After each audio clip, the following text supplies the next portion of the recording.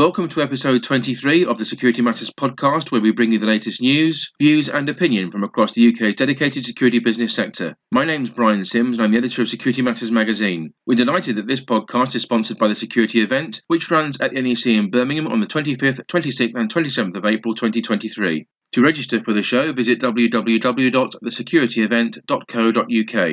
Focusing on the news now, and the British Security Industry Association is currently in the process of launching and promoting a major national campaign that aims to increase the profile and awareness of the crucial work that security officers transact on a 24/7 365 basis in order to protect people, property and places. The new campaign is also about highlighting how a career in the industry, and indeed the provision of professional security as a service, carries a diverse range of benefits. The prime objectives of the new People, Property, Places Professionally Protected campaign, which itself builds on the Hidden Workforce Perceptions campaign initiated back in 2020, are to raise awareness of security officers and their work, improve retention and recruitment by highlighting the myriad benefits of the sector, and also promote the benefits of purchasing professional security services. Security officers don't just do a job for their company and its clients. Rather, they are highly trained and compassionate individuals with great responsibility for keeping people, property and places professionally protected. Due recognition of this vital work, however, still remains relatively under the radar, while the general perception of security service providers in both the business sector and the public consciousness is believed to be somewhat unclear and potentially undervalued. The BSIA's overriding goal, then, is to raise the profile of and also establish a positive identity for this vital element of the security business sector.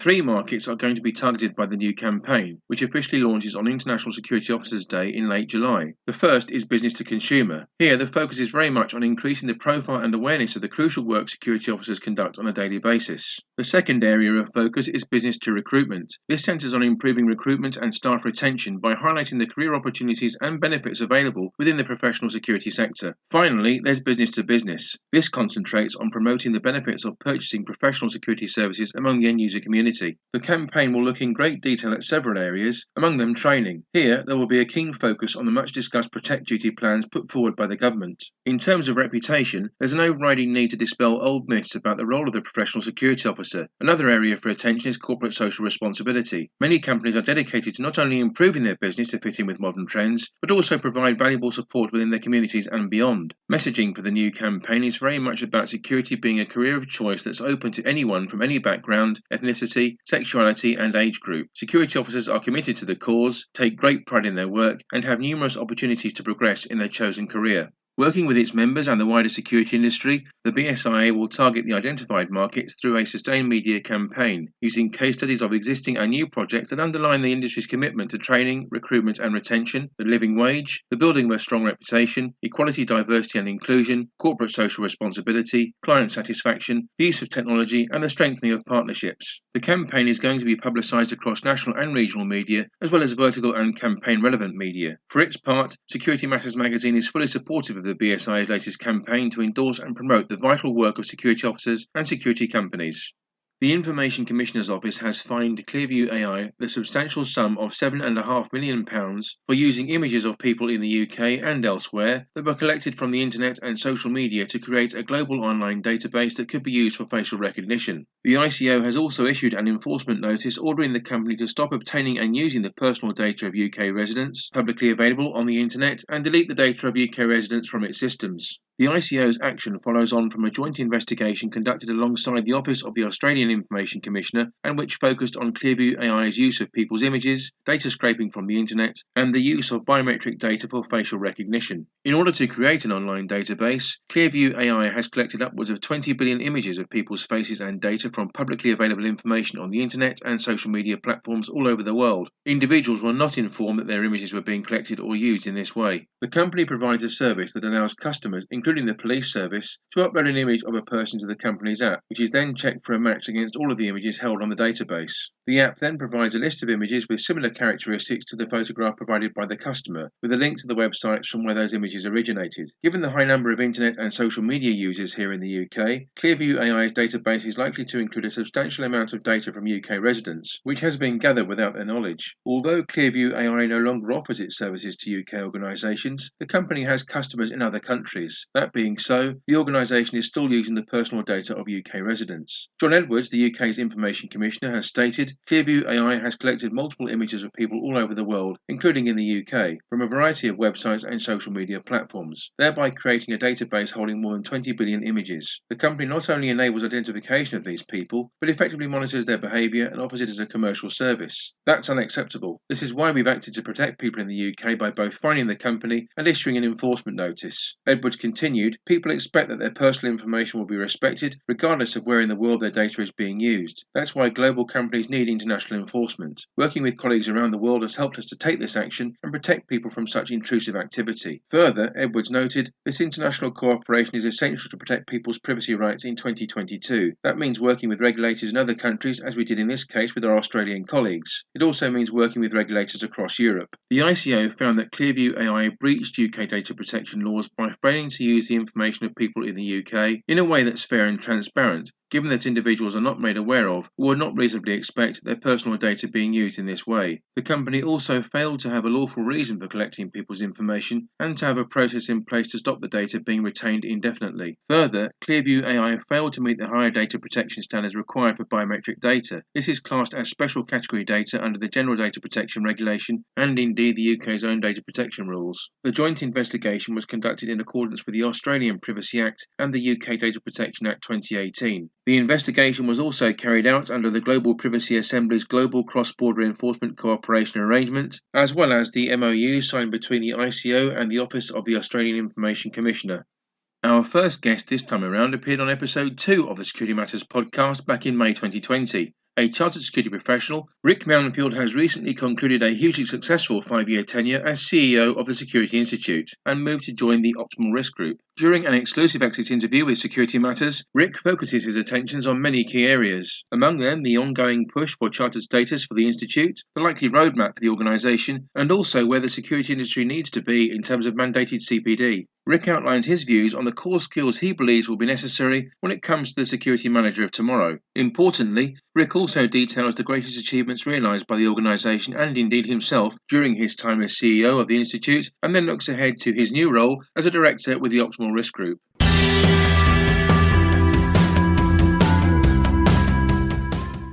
What were your key goals when you first joined the Institute? I wanted the Institute to represent what I felt it should be, which was working hard to be a modern organisation that was more diverse and representative, and I don't think it necessarily reflected that. And I'd been a member for 7 years, so I hold a very average perspective. I was a very average member for 7 years. You know, I went to things I wanted to go to, I valued the things that were important to me, and I engaged with the things that, you know, I wanted to engage with. I think there was a lot more that could have been done that I would have been interested in if there'd have been more focus on it. So what I did was try and make it appealing to more people, to a wider audience of diversity, and not just sense of the classic EDI, but more diverse in terms of job roles, areas of sectors of the industry, at all levels, top to bottom, not just management to senior management in corporate security, which is kind of where it was focused. So yeah, broadening the horizon was the main aim and make it more appealing. What do you think has been the Institute's greatest achievements during your tenure as CEO, would you say? The thought leadership that's generated, you know, the amount of expertise we have within the membership, the success is this idea of this tribal movement of people that all want the same thing. It's about professional standards and being recognized for what you bring, not just to your work, but to the wider industry as well. And I think the Institute has become that platform. Success is in knowing what its identity is now. You know, a lot of the membership bodies at the time they didn't know where did we fit. We work for our members, but are we a trade body? Are we a professional body? Are we a think tank? Are we a club? It's hard to define, and I think our biggest success is we are clearly a professional membership body now, with a lot of people that value being in it, and they value being in it because they get the chance to help other people as much as they do receive information. It's a very reciprocal an altruistic mindset within the membership. And what do you feel have been your most important personal achievements at the Institute in your tenure as CEO, Rick? Streamlining the business, the operations management. So we've grown, the headquarters team has grown from 3 to 14 in 5 years. Yeah, and I'll hang my hat on this. But the budget I'm leaving for my successor is a 5-year plan. Obviously the next year is the primary, but based on current growth, the 5-year plan is in another 5 will be 24 employees, because that's where we're going to see at the current rate of growth. We need to try and stay ahead of the necessities, the needs of the members, the needs of industry and the government security profession, and the professionalization of our industry requires more events, more training, more with every increase in engagement, activity, even staff that I have that deliver more content means I need a bigger HR department, a bigger finance department, a bigger registrar's department that will cope with increased membership applications, more complexity, a bigger executive. There's just me now, but we've got Angie as a COO, and we'll have a training and development executive soon as well. So there's, it's keeping the operations management ahead of the need of the business, and anticipating the growth so that we're never struggling to keep up. We're just always one step ahead. But that takes a little bit of risk in the business. And I think one of the biggest successes we've had is we've been able to make some good assumptions based on risk and growth and business to stay one step ahead of the needs of our members. Do you leave the role of CEO with any regrets? Is there perhaps any unfinished business you would like to have addressed, but perhaps you didn't have time to do so? Regrets? No, I think we've the team here has overachieved on what I anticipated. When I came into this job, it was to polish up what I already valued. Rebranding, new website, digitally transform the Institute's offering to see us into the future. That's an achievement. That was accelerated by lockdowns because that's what we had to do, and we're in a far more resilient place now. I don't think I have any regrets, but I do think that the timing is right for me now to go, because my job is splitting into 2 people. A chief operations officer that's going to run the business, that's Angie Vernon-Lawson. He's primarily responsible for the staff now.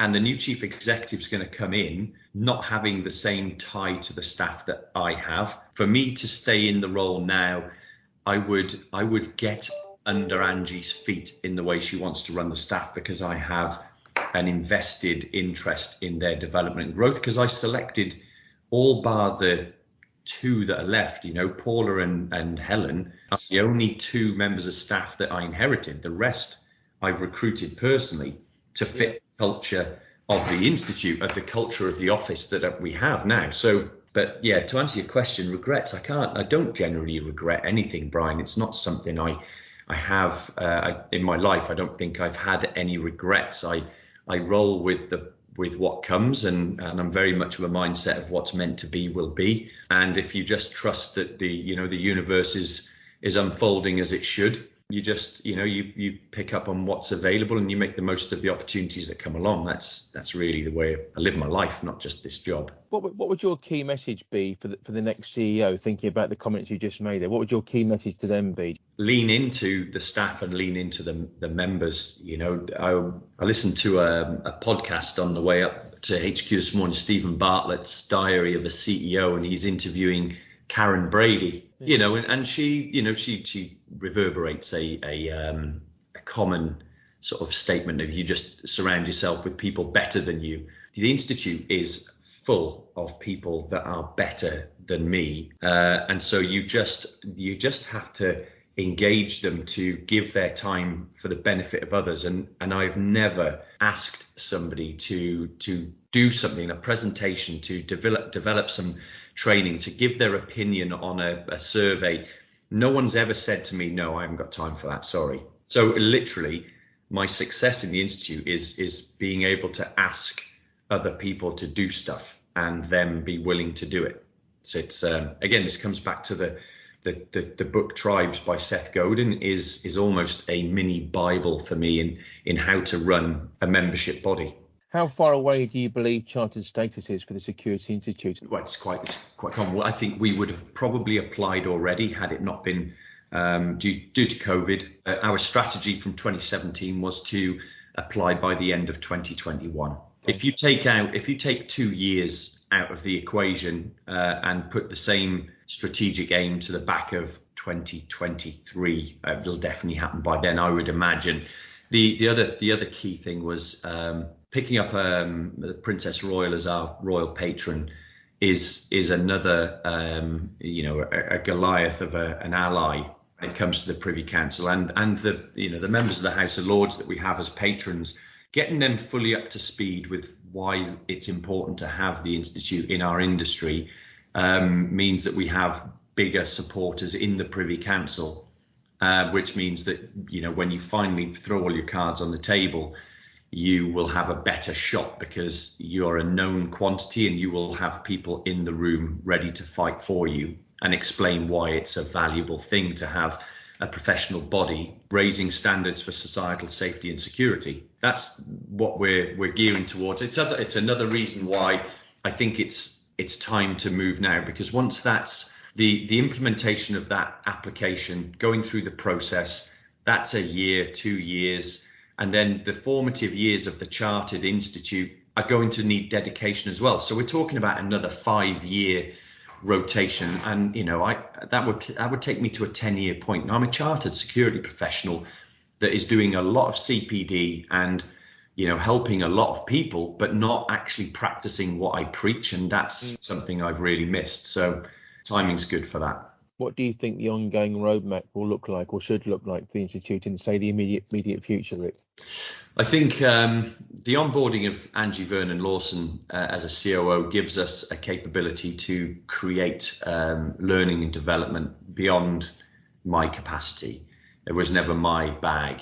Training is not my bag. It is definitely Angie's bag. Visualizing where training and thought leadership could go is really important. I think it's the one aspect of a professional body that I don't think we have done enough with. So I suppose if there's a regret, that might be it, but it's not that it was my focus. It just is now with a new capability, and a new expert in the executive. You've got a new capability, and every business needs a visionary and implementers. And whilst I've been the visionary for the way the Institute's grown, the implementers are my staff, and the board have been visionaries, and the members have been the implementers. Angie will be the visionary towards where training and development can go. So that's really exciting development. I think will add a lot of benefit for the industry.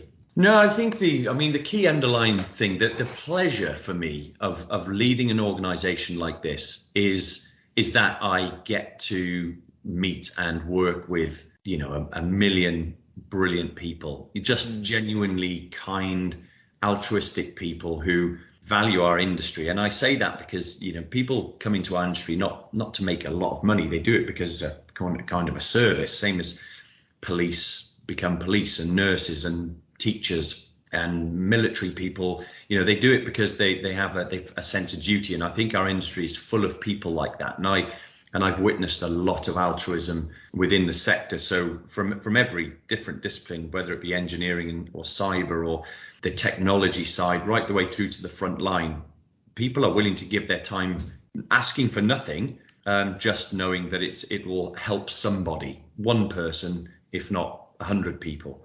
And I think that's really satisfying to see that work and then see the people benefit from that giving. That's the best part of this job. So what changes do you believe are still necessary for the industry in general, Rick, say across the next year or so, next couple of years maybe? I think there's it's the same things that SRI research were talking about in 2017. We're very good at talking to ourselves. Yes. Inward facing. We're not influencing outwards. And my successor will have much more time to spend promoting the disciplines of security, the art of security, the science of security to different business sectors: finance, education, insurance, fast-paced consumer goods. If we're barking about the benefits of security and how it can add value to the bottom line of a business, somebody that is not selling anything needs to be the person to lead that. And whilst I've had some wins in different sectors, I'm also running the business of the Institute. Now somebody else, so the COO will do that. The new chief executive will be a much greater influence in an external focus from our sector. And hopefully we'll drag other people along on that journey as well, so that other key players in the industry who have influence will be able to assist in changing the narrative that security is a low skilled work, and a misunderstanding and misrepresentation of all the things that security brings to society, without scaring the bejesus out of people, which we don't want to do. Where do you personally think we need to get to in terms of mandated CPD for our profession? Well, I think this requires us to have a professional body. The ironic fact that we have a cyber security council before we have a security council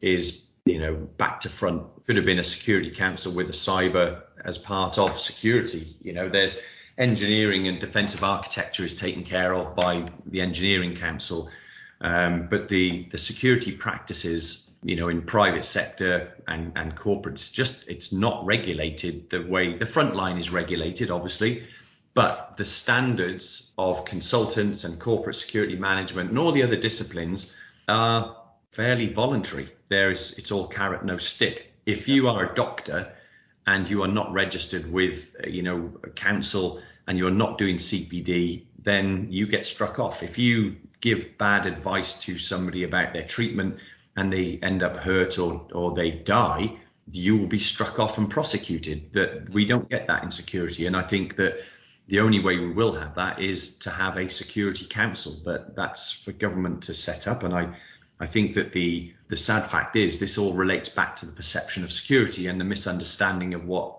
security as a career is. People have to recognize that it's an important career in the way that engineering is and the medical profession is, and an accountancy is essential. If security is not viewed in the same way, then there's no imperative or aspiration to create such a thing as a security council. Everybody sees cybersecurity that way because it's a high threat, big impacts, but not so much security in its physical or personnel form. Yeah. So I think if there was a domino effect, a chartered institute for protective security, for argument's sake, because we already have a cybersecurity council, so you can't have two chartered bodies in the same space, will have a greater voice. We'll be able to lobby harder with bigger patrons, bigger backers, have a bigger voice, then you have a greater impact. And the way the world is going around organized crime and terrorism, the bad side of things, that if that becomes more frequent, then people are more open to the need for a security council. Whereas these days, it happens infrequently, and when it does, it's a high impact but low likelihood in some cases. Then it can easily be forgotten about, and we favour forgetting about the impacts and just getting back to normality than living in fear, which is quite right. And that's why I think what I said earlier about not scaring the bejesus out of people is a double-edged sword. Wouldn't it be? It would be a different story if everybody was terrified, then security would be on the agenda. But we don't want that. We want public to go about their life without fear. So security will always be a whisper, and we will deal with it the way the police don't shout about what they're doing. They're just there, but people recognize that, but they're not necessarily recognizing security officers for the value that they bring to the environment of a shopping center or a business improvement district or a corporation, and their staff being happy and feeling secure is a feeling, not something you're necessarily conscious of. And so we have to maintain that status quo, but raise the value and recognition for the people that work in security. Then we'll start to see changes, I think. It's yeah. Well, the thing is, not for the regulator to. The regulator maintains the base standards, the minimum standards, but they are minimum standards. It's down to the individual, whether that's a corporate security manager or a security officer or anybody that's visible to the public. They have a personal responsibility to be the best version of themselves, to be educated, to converse confidently, to present themselves in a smart fashion. And it takes, years to build a reputation and a minute to destroy. If there's an upward spiral to be had, it comes from being presented as a professional group of people. And that's down to the individual presenting themselves professionally, conversing professionally, performing professionally. That will attract better people into the industry, better suited people to protecting society and businesses. Then I think businesses will start to recognize the value of having those efficient and smartly astute people protecting public places and businesses. And then they will pay appropriately. The license link qualifications will make an impact from the SIA. It drives up the professional baseline, but it's really incumbent on everybody in the profession that is viewed by the public to present themselves as a smart and capable and responsible owner of safety and security for the area they influence.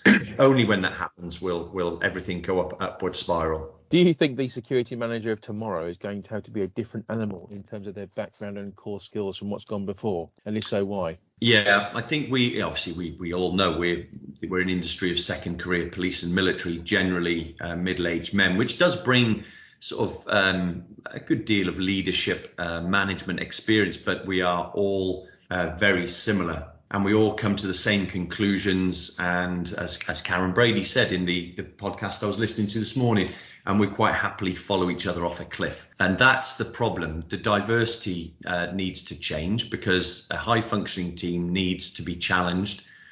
Information improves with challenge in terms of academia or policy and procedure. If you've got different perspectives about a problem and the mitigation, the wider the diversity, the wider the suggestions and the better and more innovative the solutions that you will realize. So I think what we're trying to do with our next generation security initiative is try and get more balance. There will always be a place for ex-military and police because, in a crisis, you need somebody level-headed, and they're proven in that way in most respects.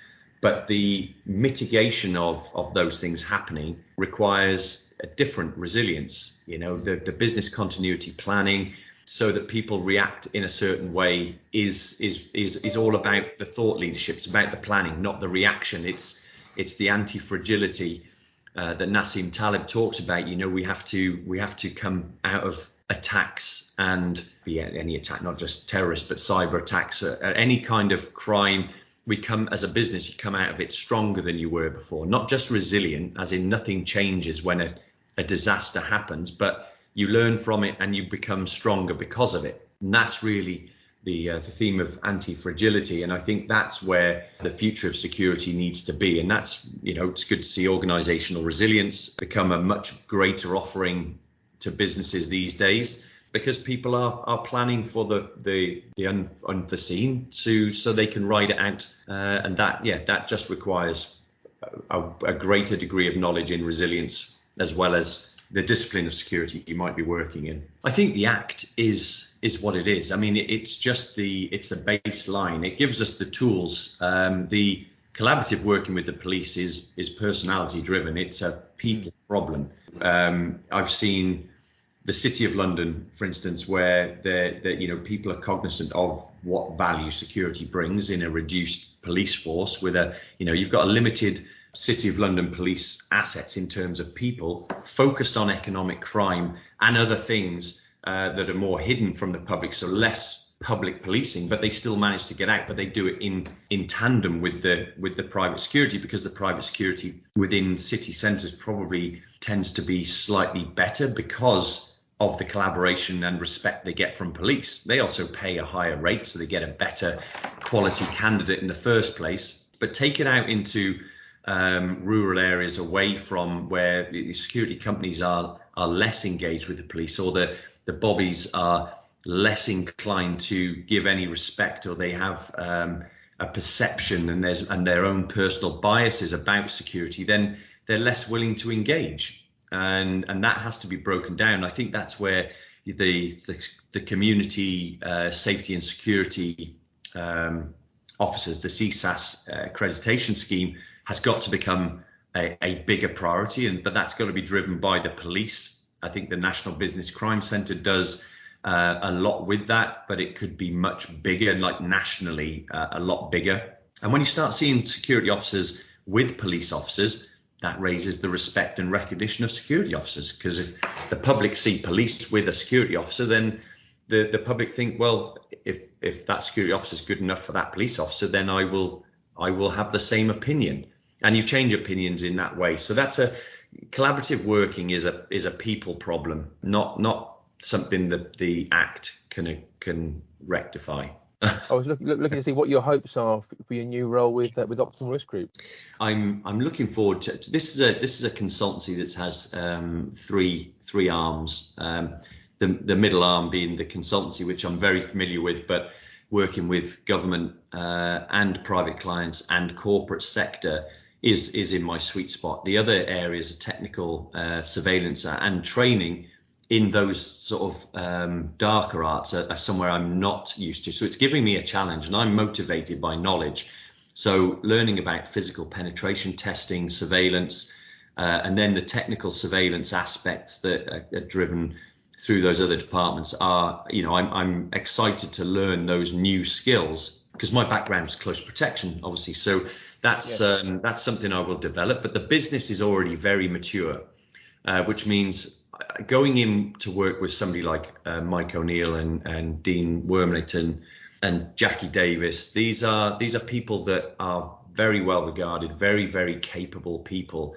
And, if I can add value and bring my experience of building this business, the Institute, to supplement what they've done with their business, then there's a lot of potential for growth. I'm a security professional, chartered security professional, but I'm also an experienced business builder. I know what it takes to build the people and build the financial business, taking risks. There's a lot that I think I can add value with, and that's what I'm excited to get involved with. But with a business that I think reflects my own personal ethics and my own integrity. I see it reflected in Optimal Risk Group, and that's what really attracted me to go there.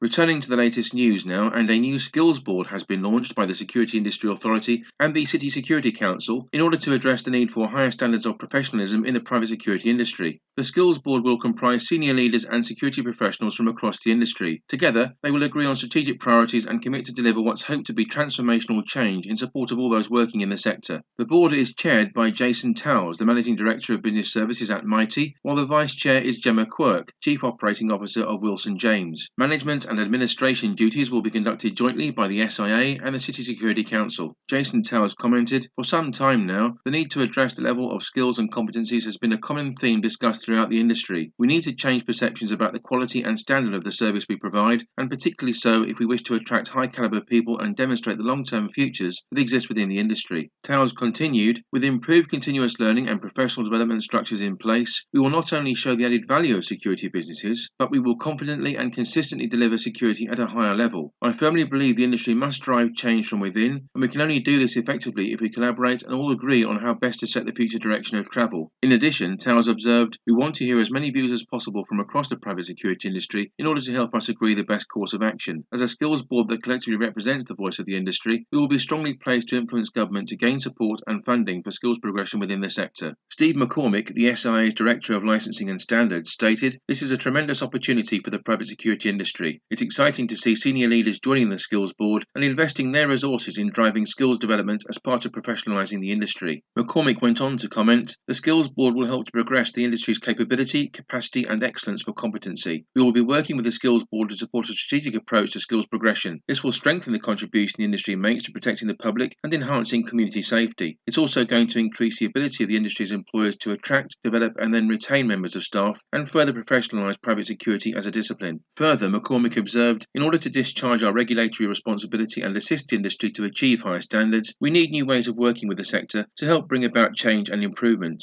The Skills Board is a way of achieving that aim. Members of the new Skills Board are due to meet on a quarterly basis. They will lead on initiatives designed to enhance the private security industry, set new skills-related criteria, and also ensure that the industry has a voice. Other members of the Skills Board are Sarah Cork from Bidvest Noonan, Alistair Sutherland of the British Transport Police and the National Police Chiefs Council's lead on the private security industry, Adrian White representing Carlisle Support Services, Tracy Plant of CIS Security, Paul Lotter from Core Security, Patrick Holdaway of the National Business Crime Centre, Sean Kennedy from Securitas, David Scott, the Managing Director at Skills for Security, and also Stuart Kedwood from Universal Security. CSyP, the UK's fraud prevention service, has released its annual Fraudscape report detailing the latest data and intelligence recorded by CSyP members during 2021. The document highlights that, on average, a new case of fraudulent conduct was filed by organisations every 90 seconds, with over 360,000 cases recorded to the National Fraud Database. That's an increase of 16% on 2020. As a result, CSyP members saved around £1.3 billion through prevented fraud losses in 2021. Cases involving identity fraud increased by nearly a quarter in 2021 when compared to the previous year, with over 226,000 cases recorded to the National Fraud Database. Banking and plastic cards were hit hardest by criminals abusing stolen details to apply for products and services. Fraudsters also focused their attentions on loan products, which saw a 39% increase in fraudulent activity. These products are likely to continue to be targeted as a response to the rise in living costs. 1/5 of cases recorded to the National Fraud Database in 2021 relate to the misuse of facilities, which has grown by 17% to over 79,000 cases. A large number of misuse cases related to bank accounts, with nearly 3/4 showing behaviours indicative of money mule activity. This increased by nearly a quarter to over 50,000 cases. Of these cases, a large number of those involved, circa 32% in fact, were aged from 21 to 30 years old. The majority of the remaining cases filed to the National Fraud Database were recorded for facility takeover fraud, with 37,000 instances occurring. Criminals focused their efforts on gaining access to existing accounts, particularly so in relation to online retail and telecoms products. 2021 also witnessed a shift towards gaining access to existing plastic card accounts, which rose by nearly a fifth, i.e. 19%. Nearly 270 cases involving employee or job applicant fraud were filed to the Internal Fraud Database in 2021. 2 out of every 5 of these were in relation to dishonest actions by staff, such as by way of stealing cash or equipment from their employer. There was also a 10% growth in unsuccessful attempts made by job applicants who had lied on their application, with most of these individuals attempting to cover up adverse credit or employment histories. Mike Haley, the CEO of CSyP, explained, "Our latest figures show that businesses and consumers are currently facing a tsunami of fraud. Unfortunately, I think matters may worsen before they become better. The predicted rise in the cost of living will give criminals new opportunities to commit fraud, while I expect that consumers will be bombarded by increasingly sophisticated phishing attempts, including fake job offers, money-making opportunities, and offers that are simply too good to be true." Haley continued, "Businesses will also find themselves under greater attack from fraudulent activity, with criminals increasingly looking for vulnerabilities in systems and processes alike. On average, an attempted identity fraud is made every 2.5 minutes against businesses. Sadly, when these attempts are successful, criminals can go on to use the proceeds of their work to commit other criminal offences and even finance terrorist activity." Amber Burridge, head of fraud intelligence at CSyP, noted, "Members of the public are at more risk than ever of falling victim to fraud and scams. It's vitally important that they take proactive steps to protect themselves by thinking carefully when receiving an unsolicited call or an email asking them for money or their financial details." Burridge also observed, "Anyone who believes that they're being targeted by fraudsters or has been a victim of fraud must report it to Action Fraud and tell their bank immediately if they have supplied money or their financial details. Scam calls and texts can be reported to 7726 and emails should be sent to report@phishing.gov.uk. As a result of individuals using these reporting channels, the National Cyber Security Centre has removed over 76,000 scams across 139,000 URLs since April 2020, duly demonstrating the very real and positive impact that reporting of this kind of activity can deliver." Our second guest on this edition of the Security Matters podcast is Rob Williams, Technical and Training Manager at GateSafe, the charity that's wholly committed to promoting an improved understanding of the legislation and standards pertaining to automated gates. Rob joined the team back in 2018. Prior to that, he spent 15 years in the gate automation sector. His last role as an automation workshop supervisor required him to train engineers on automated gate products, oversee new product evolution for the company, and also manage a dedicated technical support line. Rob brings extensive practical knowledge of the automated gate industry to GateSafe, which then enables him to identify with the issues faced by installers in the field. He spends much of his time delivering the IOSH-approved GateSafe Aware training and undertaking independent risk assessments and site surveys. In our interview, Rob examines the process of traditional fire and security system installers taking on automated gate-based work, and also outlines some of the pitfalls that can be encountered.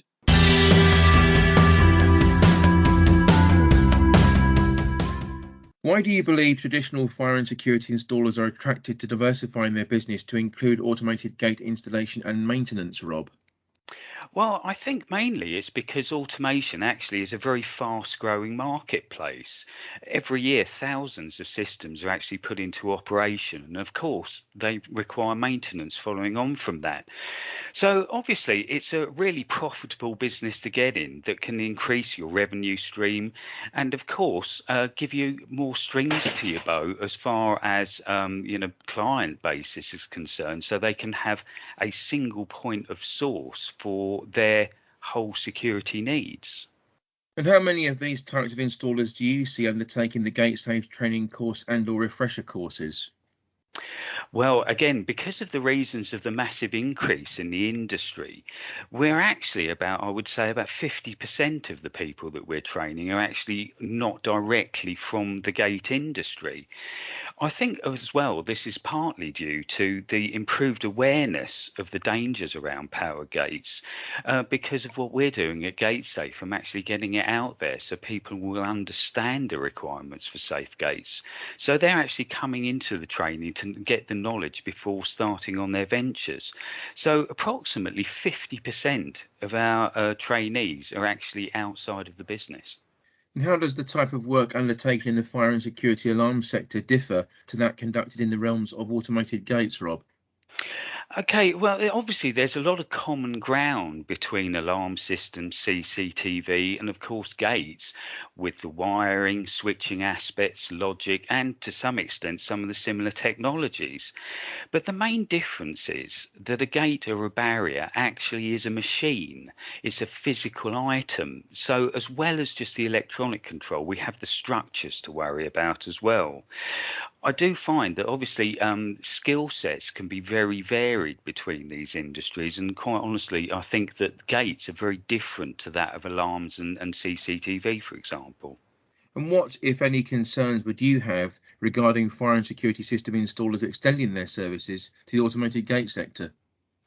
Okay, again, I think this leads back because we're dealing with machinery. Now, not only do you have to be involved in the wiring side of things, but it could be right down to having to carry out groundworks with ducting and, of course, installation of the structures themselves as well. So you're going to need a lot of different skill sets, such as welding and actually being able to work out the geometry of gates as well. What are the common pitfalls they're most likely to encounter, and with what potential consequences do you feel? Basically, I think the main one is not actually being aware of the many risks around the machines that we're talking about and not understanding the requirement for carrying out a proper risk assessment before undertaking works. And of course, making sure that a safe gate is left in operation. The consequences of not actually being able to spot the risks around the gate system could lead to an unsafe gate being left in operation, of course, which could lead to an accident, and then potential litigation or prosecution even. And lastly, Rob, what advice would you give to those operating in the fire and security sectors who want to become an automated gate installer? Okay, I think that's quite a simple one, really, which is to make sure that you know what you're doing. Don't ignore the risks around systems. If you think something is dangerous around a gate system, don't just accept that because it's in existence, everything's okay. Do your own risk assessment, and if something is dangerous, get rid of that risk. So importantly, I think it is important to get trained to this fact so that you're confident that the gates that you're dealing with actually are left safe to be in service. Of course, as a final note, I'd like to say that obviously at GateSafe, we are here to try and give as much helpful advice as possible.